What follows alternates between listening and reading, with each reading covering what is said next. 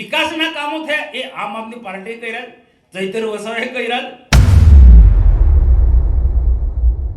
કે ચૈતર વસાવા કે ઈશુદાન ગઢવી કે કેજરીવાલ કે એન્ડ કંપની મારી સાથે આવે વિકાસના મુદ્દે ડિબેટ કરવા મારી તૈયારી છે। ગુજરાતમાં કે દેશમાં ભાજપ સિવાય બીજો કોઈ સત્તામાં આવવાનું નથી ને એવું કોઈને લક્ષણ લાગે છે? કોઈ પણ નિર્ણય લેવો પાર્ટી અમે લોકોએ ઊભી કરી, કેવા સંજોગોમાં ઊભી કરી છે, અને કોઈ નિર્ણય લેવો હોય તો તમે રાતોરાત નિર્ણય લો છો। હજુ સુધી તમે અમારી ચેનલને સબસ્ક્રાઇબ નથી કરી તો અત્યારે જ ન્યૂઝરૂમ ગુજરાતને સબસ્ક્રાઇબ કરો, ફેસબુક અને ઇન્સ્ટાગ્રામ પર ફોલો કરો।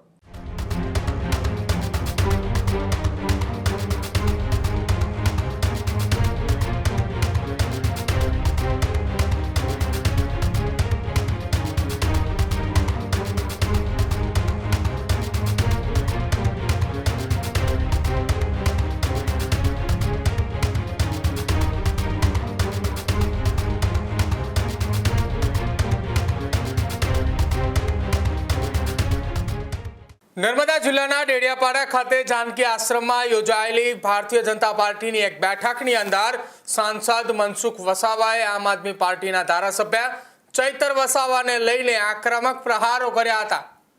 વિકાસના મુદ્દાથી લઈને ચૈતર વસાવાના જેલવાસ અને સાથે જ સ્થાનિક રાજકારણને લઈને અનેક મુદ્દાઓ પર મનસુખ વસાવાએ આક્રમક અંદાજની અંદર હતા, જેને લઈને સ્થાનિક રાજકારણની અંદર અને સાથે જ ખેડૂતો અને જંગલ વિભાગની કાર્યવાહીઓને લઈને જે સવાલો ઉઠાવ્યા હતા તેને લઈને ચર્ચાએ તેજ થઈ છે।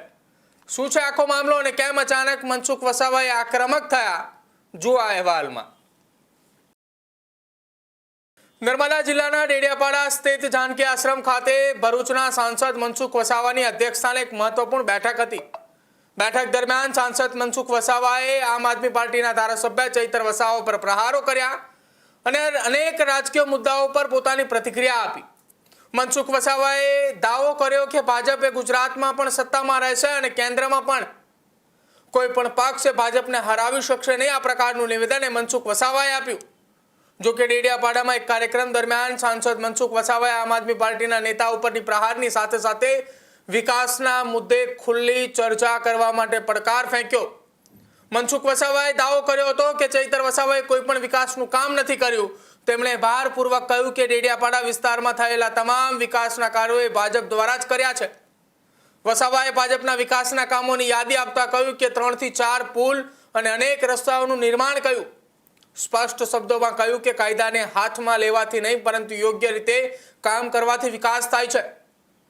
સાંસદ મનસુખ વસાવાએ ચૈતર વસાવાના ઉપરાંત ઈશુદાન ગઢવી અને અરવિંદ કેજરીવાલને પણ વિકાસ મુદ્દે ચર્ચા કરવા માટે ડિબેટની અંદર આવવા માટે પડકાર ફેંક્યા હતા। તેમણે પોતાના રાજકીય ભૂતકાળનો ઉલ્લેખ કરતા કહ્યું કે તેઓ ભૂતકાળમાં કોંગ્રેસ અને બીટીપી સામે લડ્યા હતા અને હાલમાં આમ આદમી પાર્ટી સામે લડી રહ્યા છે। જરૂર પડશે તો ભાજપમાં આવા તત્વો સામે પણ લડવા માટે તૈયાર છીએ। પાર્ટીમાં સિનિયર નેતાઓની અવગણના થતી હોવાની અને મહામંત્રી એક બેઠકની અંદર હાજર ન રહેતા તેમનો આ મુદ્દો પણ ખૂબ ઉઠ્યો હતો। પાર્ટીમાંથી આડા અવળા જતા લોકોને બહાર કાઢવા જોઈએ અને આખી આ ઘટના મામલે પાર્ટીના નેતાઓ અને સાથે જ વિરોધીઓને જવાબ આપતા મનસુખ વસાવાએ શું કહ્યું, સાંભળો। સંજયભાઈ જેવી વાથામવાથી થઈ હતી, એટલે ફાઇટર મેન છે પણ પાર્ટીના શિસ્તમાં રહીને કામ કરે છે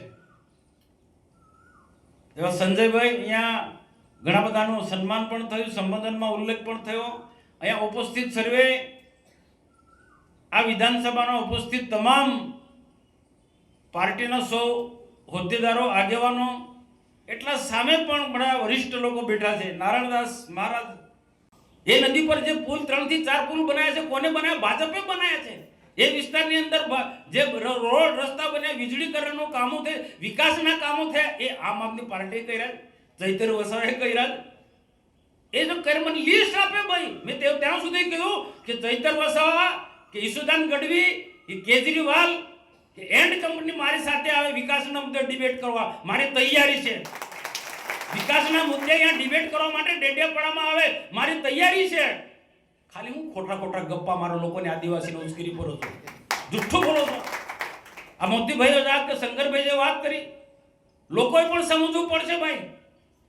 પ્રધાનમંત્રી કુસુમ યોજનાની અંદર કેટલો લાભ આપ્યો છે, કેટલો. અને આપણા લોકો માને પણ જાય. આપણા આગેવાનો બેસી રહેશે, આપણા લોકો બેસી રહેશે. તાલુકા પંચાયતના જિલ્લા પંચાયતમાં આ બધા મુદ્દા ચલાયા હોત તો જીત્યા હો કે ના જીત. હા, હું ચોક્કસ માનું છું કે કેટલીક આપણા સંગઠનના લોકોએ ભૂલ કરી છે ટિકિટ આપવામાં, કેટલીક ટિકિટ આપવામાં ભૂલ પણ કરી છે. સ્થાનિક આગેવાનોને પૂછવાય નથી ને એમને રજૂઆત કરી છે તો એમને વાતની ગણકારી નથી, એટલે ભૂલ તો સંગઠને કરી છે, એ સ્વીકારવું પડે. પરંતુ એ આપણે તાલુકા પંચાયત જિલ્લા પંચાયત ગુમાવી છે, બધું નથી ગુમાવ્યું ને. અને હજુ પણ આવનારા સમયમાં પણ ગુજરાતમાં કે દેશમાં ભાજપ સિવાય બીજું કોઈ સત્તામાં આવવાનું નથી ને એવું કોઈને લક્ષણ લાગે છે, એવું કોઈ લક્ષણ દેખાય છે? દેખાતું હોય તો મને કહે કે ભાઈ આ મુદ્દે કોંગ્રેસ વાળા કે આમ આદમી પાર્ટી વાળા. અરે ગુજરાતમાં 5 ધારાસભ્યો છે, સંસદમાં કેટલા ધારાસભ્યો? 4-5 છે. એનાથી સરકાર બનાવવાની કેન્દ્રમાં. પેલા રાજ્યસભામાં હતા 500 લોકો, તે ભાજપમાં આવી ગયા. જેલમાં કે કયા મુદ્દે ગયા છે?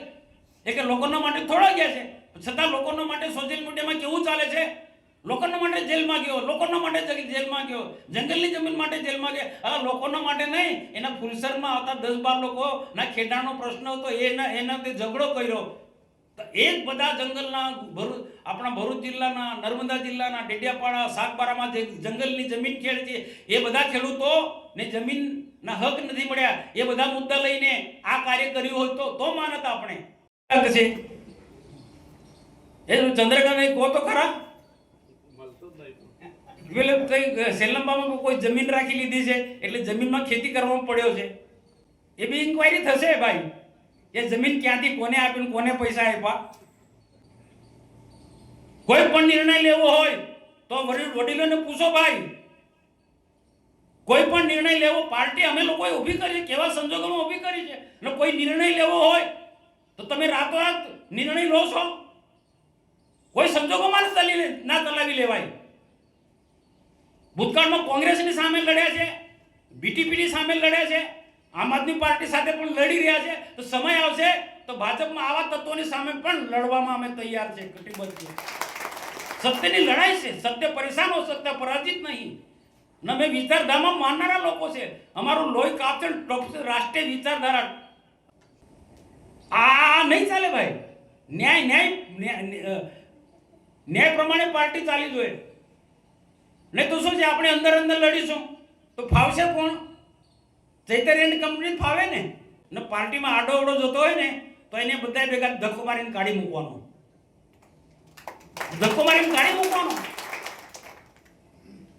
આ છે બધા અહીંયા કેટલાક લોકો, એ મહામંત્રી કોઈ પણ મીટિંગમાં આવતા નથી, એક પણ મીટિંગમાં આવતા નથી. જિલ્લાનો મહામંત્રી ડેડિયાપાડામાં જ રહે છે. તમે હોદ્દા લઈને બેઠા છો તો નીકળો નો ભાઈ, કાઉન્ટર કરો. આ ખોટા લોકોની સામે, ખોટા લોકોને કાઉન્ટર અમે કરીએ છીએ. આજે મોતીભાઈ બધા લોકોએ વાત કરી છે. બીજી વાત કહું, તમે સંગઠિત થશો ને તો સંગઠનના આગળ ભલભલા માણસો ઝૂકે છે. સ્થાનિક સ્વરાજ્યની ચૂંટણીનો ઉલ્લેખ કરતા તેમણે સ્વીકાર્યું કે કેટલાક સ્થળોએ ઉમેદવારોની પસંદગીમાં ભૂલો થઈ, જેના કારણે તાલુકા અને જિલ્લા પંચાયતની કેટલીક બેઠકો ગુમાવવી પડી.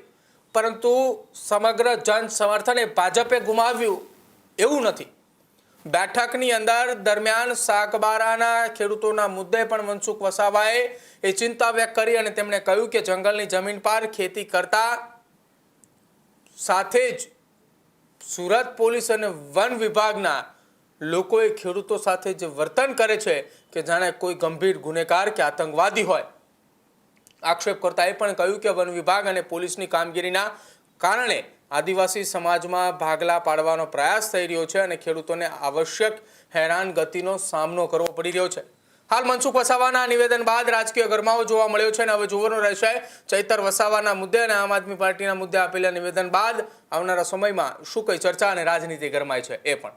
ખેડૂત ભાઈઓ છે એ ખેતરમાં ડ્રોન ઉડાવતા હોય છે ત્યારે આપણે એક પ્રશ્ન સતાવતો હોય છે કે જે આપણે અત્યાર સુધી જીપીએસ ટેકનોલોજીવાળા ડ્રોન વાપર્યા છે, જેથી કરીને મોબાઈલ ટાવર છે અથવા તો હાઈ ટેન્શન લાઇન પસાર થતી હોય, કોઈ વૃક્ષો હોય, ત્યારે જે જીપીએસ ટેકનોલોજીવાળા ડ્રોન છે એમાં ટકરાય અને ટ્રેસ થાય છે. પણ એગ્રીવન લાવ્યું છે GNSS ટેકનોલોજી ડ્રોન, જેથી કરીને એ ડ્રોન છે એ કોઈ જગ્યાએ ટકરાય નહીં, પોતાની રીતે જ ડિસિઝન લે છે ને મૂવ થઈ જાય છે, જેથી કરીને GNSS ટેકનોલોજી ડ્રોન છે એ વાપરવાનો આગ્રહ રાખો.